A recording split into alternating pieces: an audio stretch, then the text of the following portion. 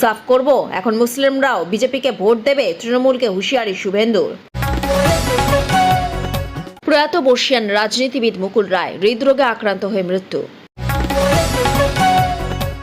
পশ্চিমবঙ্গবাসীকে খোলা চিঠি মোদির, ভুয়ো ভোটার তোষণ নিয়ে তোপ মমতাকে, ধর্মীয় শরণার্থীদের বার্তা সিএএ নিয়ে। যুবসাথী প্রকল্পে একসঙ্গে মিলবে ৬,০০০ টাকা, কারা কারা পাবেন এই টাকা শর্ত বেঁধে দিল রাজ্য। ভয়াবহ বাস দুর্ঘটনা, গভীর রাতে সোজা নদী গর্ভে যাত্রী বোঝাই বাস, মৃত্যু ১৭। ঝাঁটাহাতে কাঁথি দক্ষিণে বিজেপি বিধায়ককে তারা, মহিলাদের জনতার ক্ষোভ, কটাক্ষ তৃণমূলের। ভাইয়ের পর পালা দিদি মমতার, কলকাতায় মন্তব্য দিল্লির মুখ্যমন্ত্রী, সভা তো ফাঁকা, কটাক্ষ তৃণমূলের। নন্দীগ্রামে গিয়ে জরুরি বার্তা শুভেন্দুর, কাদের ইস্তফা দিতে হবে বললেন বিরোধী দলনেতা। হাসিনার মৃত্যুদণ্ডের জন্য ট্রাইব্যুনালে প্রথম সওয়ার করেন সেই চিফ প্রসিকিউটরকে সরিয়ে দিলেন তারেক। আজ থেকে এসআইআর এ চূড়ান্ত নথি যাচাইয়ে 250 জন বিচারক, কি পদ্ধতিতে হবে কাজ। বাংলাদেশের সেনাবাহিনীতে বড় বদল, দেশে ফেরানো হচ্ছে দিল্লিতে কর্মরত অফিসারকে। লক্ষ্মীর পাল্টা অন্নপূর্ণা, ভাতা বনাম কাজের গোলক ধাঁধায় পথ হারাচ্ছে বিজেপি। রাশিয়ার সঙ্গে মিসাইল চুক্তি ইরানের, যুদ্ধের মেঘ ঘনাতেই গোপনে শক্তি বাড়াচ্ছেন শঙ্কিত খামেইনি। বাংলায় 12.5 লক্ষ ছাত্রছাত্রীকে সাইকেল দেবে রাজ্য সরকার, সামনে এলো দিনক্ষণ।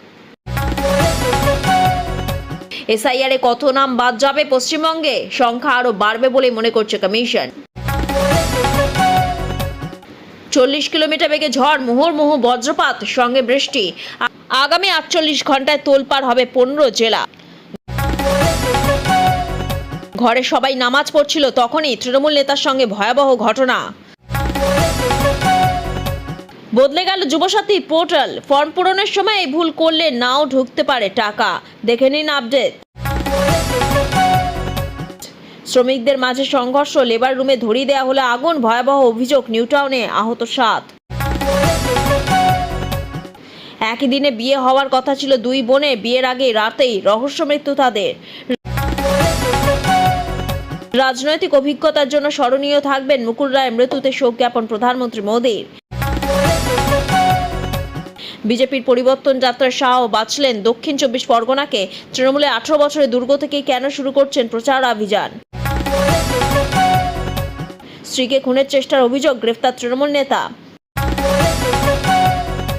ব্রেক ফেল করে রানওয়েতে ছিটকে পড়ল তেজাস, কেন বারবার দুর্ঘটনা কবলে যুদ্ধ বিমান। প্রায় 3 মাস পর খুলল দরজা, ভারত বাংলাদেশ আবার কাছাকাছি। রাহুলের উচিত মমতাকে আসন ছেড়ে দেওয়া, মনির মুখে তৃণমূল নেত্রীর প্রশংসা, অন্য গন্ধ পাচ্ছে কংগ্রেস। আইএসএফ মুছে যাবে, ভবিষ্যৎবাণী কল্যাণে পাল্টা নওশাদ বললেন, তৃণমূল হারলে কল্যাণ পালাবে। মঞ্চে হিন্দি ভাষণে না, ভোটের আগে বাঙালি আবেগে শান দিতে বাংলায় জোর বিজেপির। গান্ধী পরিবারকে 1000 কোটি টাকা দেবেন রেবন্ত, তেলেঙ্গানা ওদের এটিএম, কটাক্ষ বিজেপির। যুবসাথী ফর্ম নিয়ে কাড়াকাড়ি, ধস্তাধস্তিতে অসুস্থ অনেকেই, ঘটনাস্থলে বিশাল পুলিশ বাহিনী, চরম বিশৃঙ্খলা রাজ্যের এই জেলায়। এতক্ষণ শুনছিলেন সংবাদ শিরোনাম, এবার আসছে বিস্তারিত খবরে। ভিডিওটি ভালো লাগলে লাইক করুন এবং আমাদের ইউটিউব চ্যানেলটি সাবস্ক্রাইব করুন। সাফ করব, এবার মুসলিমরাও বিজেপিকে ভোট দেবে, তৃণমূলকে হুঁশিয়ারি শুভেন্দুর। মুকুল রায়ের প্রয়াণে শোক প্রকাশ বিরোধী দলনেতার। নন্দীগ্রামে বিস্ফোরক শুভেন্দু অধিকারী, এবার মুসলিমরাও ভোট দেবে বিজেপিকে, গোটা রাজ্য থেকে সাফ করব এই সরকারকে, তৃণমূল গুন্ডাদের পার্টি, মন্তব্য করলেন শুভেন্দু অধিকারী। একটা হিন্দু ভোট কোথাও যাবে, এমনকি প্রচুর মুসলিম লোকের ভোটও পাবো। মাসুদকে জেল খাটিয়েছে বিজেপি করে, শিক্ষিত যারা তাদেরকে করে, এসব করে কিছু হবে না। কত কত এবারে একবারে সাফ করবে, শুধু নন্দীগ্রাম নয়, গোটা রাজ্য থেকে এই হিন্দু বিরোধী সরকারকে, এই নারী বিরোধী সরকারকে তুলে ফেলবে, ভারত বিরোধী সরকারকে। পশ্চিমবঙ্গবাসীকে খোলা চিঠি প্রধানমন্ত্রী, আর মাত্র কয়েক মাস। পশ্চিমবঙ্গ জয়ের লক্ষ্যে অনেকদিন ধরেই নানাভাবে বাঙালি আবেগকে হাতিয়ার করার চেষ্টা করে আসছেন নরেন্দ্র মোদী। বাঙালি অস্মিতার শান দিতে গিয়ে বিতর্কে জড়িয়েছেন বহুবার। এবার ভোটমুখী পশ্চিমবঙ্গের মানুষের সামনে সময় বেঁধে দিয়ে খোলা চিঠি দিলেন প্রধানমন্ত্রী নরেন্দ্র মোদী। লিখলেন এবার বিজেপি সরকার। সুদীর্ঘ চিঠিতে লিখেছেন স্বামী বিবেকানন্দ, ঋষি অরবিন্দের নাম। এরপর লিখেছেন কবিগুরু রবীন্দ্রনাথ ঠাকুরের প্রসঙ্গ। কিছুদিন আগে শ্রীরামকৃষ্ণ 191তম জন্মতিথিতে শ্রদ্ধা জানাতে গিয়ে সোশ্যাল মিডিয়ায় তার নামের আগে স্বামী শব্দটি উল্লেখ করেন প্রধানমন্ত্রী নরেন্দ্র মোদী। তা নিয়ে বাধে বিস্তর রাজনৈতিক কাজিয়া। তা সত্ত্বেও পশ্চিমবঙ্গবাসীকে লেখা চিঠি ভরা রইল বাঙালি মনীষীদের নাম। স্বামী বিবেকানন্দ, ঋষি অরবিন্দের মতো যুগপুরুষরা যে পশ্চিমবঙ্গের স্বপ্ন দেখেছিলেন তা আজ ভোট ব্যাংকের সংকীর্ণ রাজনীতি, হিংসা, নৈরাজ্যে জর্জরিত। এটা আমার কাছে এবং সমগ্র পশ্চিমবঙ্গবাসীর কাছে অত্যন্ত পীড়াদায়ক। আজ এই পুণ্যভূমি অনুপ্রবেশ ও নারী নির্যাতনে কলঙ্কিত। কবিগুরু সোনার বাংলা আজ ভুয়ো ভোটারের দাপট। কবিগুরু সোনার বাংলায় আজ ভুয়ো ভোটারের দাপট। নৈরাজ্যের অন্ধকারে ডুবতে থাকা পশ্চিমবঙ্গকে নিয়ে আজ সারা দেশ চিন্তিত, লিখছেন প্রধানমন্ত্রী। প্রধানমন্ত্রী লিখলেন, আর মাত্র কয়েক মাস তারপরে নির্ধারিত হবে পশ্চিমবঙ্গের ভাগ্য। আগামী প্রজন্মে ভবিষ্যৎ কোন পথে চালিত হবে আপনাদের সিদ্ধান্তের উপর নির্ভরশীল। স্বপ্নের সোনার বাংলা আবাল বৃদ্ধ বনিতা আজ চরম বঞ্চনার শিকার। তাদের যন্ত্রণায় আমার হৃদয়ও আজ ভারাক্রান্ত। অন্তরে অন্তঃস্থল থেকে আমি একটি সংকল্প গ্রহণ করেছি, পশ্চিমবঙ্গকে বিকশিত ও সমৃদ্ধ করে তোলার সংকল্প।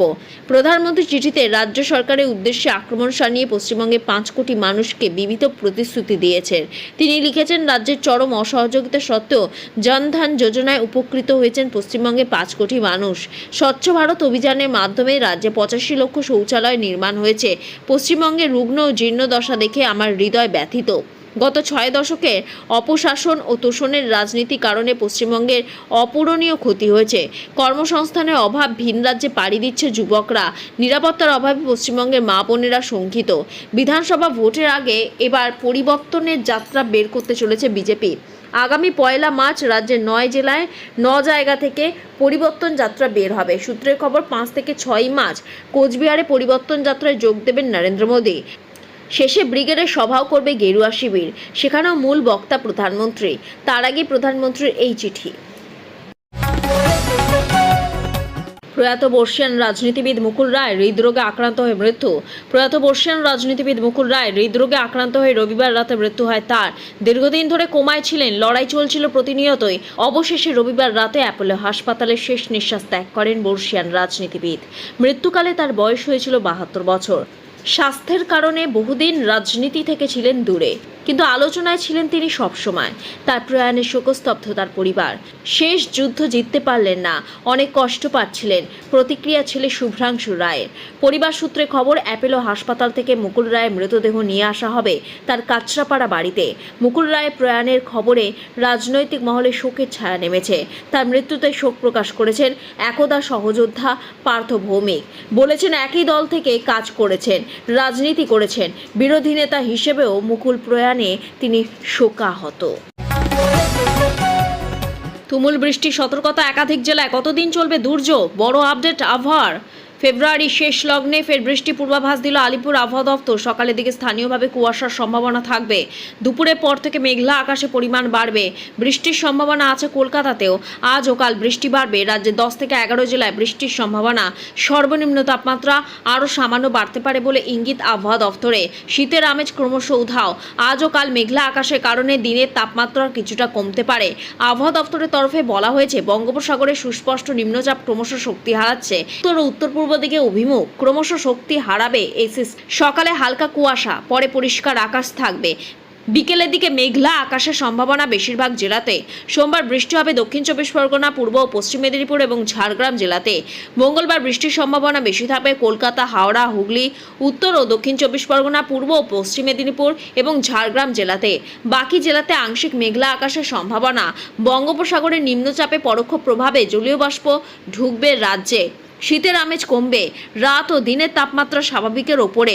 মেঘলা আকাশের কারণে এবং বৃষ্টি হলে আজ ও কাল দক্ষিণবঙ্গে বেশ কিছু জেলাতে দিনের তাপমাত্রা কমতে পারে, তবে রাতের তাপমাত্রা বাড়তে পারে বলে অনুমান আবহাওয়াবিদদের। কলকাতায় সকাল থেকে আংশিক মেঘলা আকাশ থাকবে। বিকেলের দিকে মেঘলা আকাশের সম্ভাবনা বেশি থাকবে। জলীয় বাষ্প এবং তাপমাত্রার তারতম্য। সকালের দিকে হালকা কুয়াশার সম্ভাবনা। আপাতত শুষ্ক আবহাওয়া, হালকা বৃষ্টির সম্ভাবনা। বেশি দক্ষিণ 24 পরগনা লাগোয়া অংশে। মঙ্গলবার কলকাতা শহরে বৃষ্টির সম্ভাবনা। মেঘলা আকাশের কারণে দিনের তাপমাত্রা কমতে পারে, কিন্তু রাতের তাপমাত্রা ক্রমশ বাড়বে। উত্তরবঙ্গে আজ ও কাল পার্বত্য এলাকায় হালকা বৃষ্টির সামান্য সম্ভাবনা।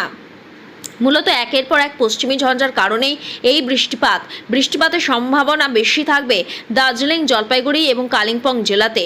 আগামী 7 দিন একই রকম থাকবে পারদ। দার্জিলিং ও সংলগ্ন পার্বত্য এলাকায় আগামী কয়েকদিন 6 থেকে 8 ডিগ্রি সেলসিয়াসের মধ্যে থাকবে তাপমাত্রা। ভয়াবহ বাস দুর্ঘটনা। গভীর রাতে সোজা নদীগর্ভে যাত্রী বোঝাই বাস, মৃত্যু 17। নেপালে ভয়ঙ্কর দুর্ঘটনা। রবিবার ধাদিং জেলার নদীগর্ভে তলিয়ে গেল বাস। পোখরা থেকে কাঠমান্ডু যাবার পথে বাস দুর্ঘটনায় শেষ হয়ে গেল বহু প্রাণ। মৃতদের মধ্যে রয়েছেন বিদেশি নাগরিকও। খবর সূত্রে স্থানীয় সংবাদ মাধ্যম কাঠমান্ডু পোস্টের প্রতিবেদন অনুসারে দুর্ঘটনায় যাত্রী বোঝাই বাসটি নদীগর্ভে তলিয়ে যায়। বাসে মোট যাত্রীর সংখ্যা এখনও নিশ্চিত করা যায়নি, তবে এখনও পর্যন্ত 17টি মৃতদেহ উদ্ধার করেছে নেপাল পুলিশ। এরপর গুরুতর আহত অবস্থায় একজনকে উদ্ধার করা হয়। সেই ব্যক্তিও কিছুক্ষণ পরেই মারা যান। এখন সব মিলিয়ে মৃতের সংখ্যা 18। আহত যাত্রীদের হাসপাতালে ভর্তি করা হয়েছে, তাদের চিকিৎসা চলছে। স্থানীয় সূত্রে খবর, বাসটি পোখরা থেকে কাঠমান্ডু যাচ্ছিল। নিহতদের মধ্যে 2 বিদেশি নাগরিক ছিলেন, তাদের একজন পুরুষ আরেকজন মহিলা, তবে তারা কোন দেশের তা জানা যায়নি। স্থানীয় সংবাদ মাধ্যমের খবর, রাত তখন 1:15। বাসটি পোখরা থেকে কাঠমান্ডু যাচ্ছিল। চালক নিয়ন্ত্রণ হারিয়ে ফেলেন। এরপর ত্রিশুলি নদীতে পড়ে যায় বাসটি। যদিও দুর্ঘটনার কারণ সম্পর্কে এখনও সরকারিভাবে কিছু জানানো হয়নি। ধাদিং জেলার ট্রাফিক পুলিশ আধিকারিক প্রধান শিশির থাপা জানিয়েছেন, মৃতের সংখ্যা বেড়ে 18 জন হয়েছে। আহত 25 জন যাত্রীকে চিকিৎসার জন্য হাসপাতালে নেওয়া হয়েছে। বাসে 35 জনেরও বেশি যাত্রী ছিলেন। ঘটনাটি রাতে ঘটায় উদ্ধার অভিযানে কিছুটা অসুবিধা হয়, তবে নেপালের সেনাবাহিনী, পুলিশ এবং স্থানীয় বাসিন্দাদের সহায়তায় উদ্ধার কাজ হয়েছে। এই প্রথম নয়, নেপালে এর আগেও একাধিকবার এই ধরনের দুর্ঘটনা ঘটেছে। লক্ষ্মীর পাল্টা অন্নপূর্ণা, ভাতা বনাম কাজের গোলকধাঁধায় পথ হারাচ্ছে বিজেপি। বাংলার রাজনীতির ময়দানে এখন ভান্ডার যুদ্ধের দামামা। একদিকে মমতা বন্দ্যোপাধ্যায় তুরুপের তাস লক্ষ্মীর ভান্ডার, আর অন্যদিকে সেই জমি পুনরুদ্ধারে গেরুয়া শিবিরের নবতম বাজি অন্নপূর্ণা ভান্ডার। কিন্তু এই ভান্ডার রাজনীতির আড়ালে লুকিয়ে থাকা স্ববিরোধিতা ও দ্বন্দ্ব এখন পূর্ব বর্ধমানে ভাতারের দেওয়ালে দেওয়ালে প্রকট। কোথাও 3000 টাকার প্রতিশ্রুতি, আবার ঠিক পাশের বুথে স্লোগান ভাতা নয় চাকরি চাই। এই দ্বিমুখী বার্তার গোলকধাঁধায় পড়ে আমজনতাও এখন ধন্দে। বিজেপি আসলে ঠিক কি চায়? ভাতারের দেওয়ালে ভাতা বনাম চাকরির দ্বন্দ্ব। পূর্ব বর্ধমানে ভাতারের 193 নম্বর পার্টের দেওয়ালে বড় বড় করে লেখা হয়েছে অন্নপূর্ণা ভান্ডার, প্রতি মাসে 3000 টাকা, 1 জুন হইতে। স্থানীয় বিজেপি নেতৃত্বের দাবি, এটা তাদের দলের স্বঘোষিত নীতি। ক্ষমতায় এলে লক্ষ্মীর ভান্ডারে ভুল বদল করে হবে অন্নপূর্ণা, আর অর্থের পরিমাণ বাড়িয়ে করা হবে 3000। অথচ ঠিক তার পাশে 194 নম্বর বুথের দেওয়ালে সেই বিজেপি লিখছে ভাতা নয় চাকরি চাই।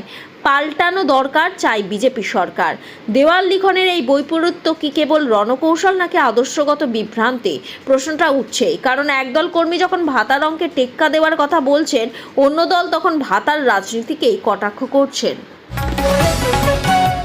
গান্ধী পরিবারকে 1000 কোটি টাকা দেবেন রেবন্ত। তেলেঙ্গানা ওদের এজিএম, কটাক্ষ বিজেপির। যদি প্রয়োজন হয় গান্ধী পরিবারের হাতে 1000 কোটি টাকা তুলে দেবে তেলেঙ্গানা কংগ্রেস কর্মীরা। সম্প্রতি গান্ধী পরিবারের প্রতি আনুগত্য দেখিয়ে এমনই মন্তব্য করেছিলেন তেলেঙ্গানা মুখ্যমন্ত্রী রেবন্ত রেড্ডি। সেই মন্তব্যকে হাতিয়ার করে এবার কংগ্রেসকে তুলোধনা করল বিজেপি। গেরুয়া শিবিরের অভিযোগ, তেলেঙ্গানা রাজ্যকে জাতীয় কংগ্রেস এটিএম এর মতো ব্যবহার করছে। সম্প্রতি এক সভায় বক্তব্য রাখতে গিয়ে গান্ধী পরিবারের উদ্দেশ্যে মুখ্যমন্ত্রী রেবন্ত রেড্ডি বলেন, গান্ধী পরিবারের জন্য টাকাটা কি খুব বড় কিছু? যারা দেশের জন্য নিজের 3 প্রজন্মকে উৎসর্গ করেছেন, গান্ধী পরিবারের যদি প্রয়োজন মনে হতো, তারা কি 10,000 কোটি টাকা নিজের জন্য জোগাড় করতে পারতেন না? ওদের কাছে অর্থ অগ্রাধিকার নয়, ফলে কংগ্রেস ও দেশকে আলাদা করা যায় না। কংগ্রেস এই দেশের আত্মা। এরপরই রেড্ডি বলেন, যদি কখনো প্রয়োজন হয় তবে তেলেঙ্গানা কংগ্রেস কর্মীদের সে ক্ষমতা রয়েছে 1000 কোটি টাকা জোগাড় করে গান্ধী পরিবারের হাতে তুলে দেওয়ার। তেলেঙ্গানার মানুষের কষ্টার্জিত রাজস্ব কি রাজ্যের মানুষের কল্যাণের জন্য, নাকি দিল্লির এক রাজবংশের সেবার জন্য? রাজ্যের উন্নয়ন নাকি 10 জনগণের একটি এটিএম তেলেঙ্গানা? রেড্ডির এই মন্তব্য সামনে আসতে বিতর্ক চরম আকার নেয়। সোশ্যাল মিডিয়ায় কংগ্রেসকে একহাত নেন বিজেপির আইটি সেলের প্রধান অমিত মালব্য। তিনি লেখেন, তেলেঙ্গানার মানুষের মানুষের কষ্টার্জিত রাজস্ব কি রাজ্যের মানুষের কল্যাণের জন্য, নাকি দিল্লির এক রাজবংশের সেবার জন্য? রাজ্যের উন্নয়ন নাকি 10 জনপথের একটি এটিএম তেলেঙ্গানা? বর্তমানে তেলেঙ্গানার যুবকরা ডিএসসি বিজ্ঞপ্তির জন্য অপেক্ষা করছেন, কৃষকরা রাইতু ভরসার জন্য অপেক্ষা করছেন। অন্যদিকে মুখ্যমন্ত্রী গান্ধী পরিবারের আর্থিক প্রয়োজন মেটাতে গর্বের সঙ্গে 1000 কোটি টাকা জোগাড় করে তাদের হাতে তুলে দেওয়ার কথা বলছেন। একই সুরে কংগ্রেসকে তোপ দেখেছে চন্দ্রশেখর রাওয়ের দল বিআরএস।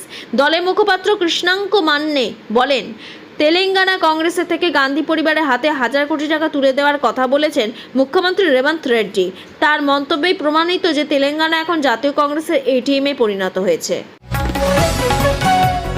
নন্দীগ্রামে গিয়ে জরুরি বার্তা শুভেন্দুর, কাদের ইস্তফা দিতে হবে বললেন বিরোধী দলনেতা। নন্দীগ্রামে গিয়ে মুখ্যমন্ত্রীকে জোর নিশানা বিরোধী দলনেতা শুভেন্দু অধিকারীর। এদিন শুভেন্দু বলেন, এপ্রিলের পর লাইন দিয়ে তৃণমূলে পঞ্চায়েতের ভিডিও অফিসে গিয়ে ইস্তফা দিতে হবে। 17 সালে ত্রিপুরার মতো সরকার বিজেপি গড়ছে, আর সরকার বিজেপি করার পরে এপ্রিল মাস তো আর 2 মাস, তারপরে দেখবেন পরিষ্কার। আমি আপনাদের বলছি, নন্দীগ্রাম 21 সালে যেটা বুঝেছিল আজকে গোটা বাংলা বুঝবে। গোটা বাংলার মানুষ বলছে নন্দীগ্রাম ঠিক। এরা মুখ্যমন্ত্রীকে প্রত্যাখ্যান করে আমায় গ্রহণ করেছে। এরা অনেক কিছু পায়নি, পাওয়ার আশাও করে না। শান্তিতে রাখার কাজটা অন্তত আমি করেছি।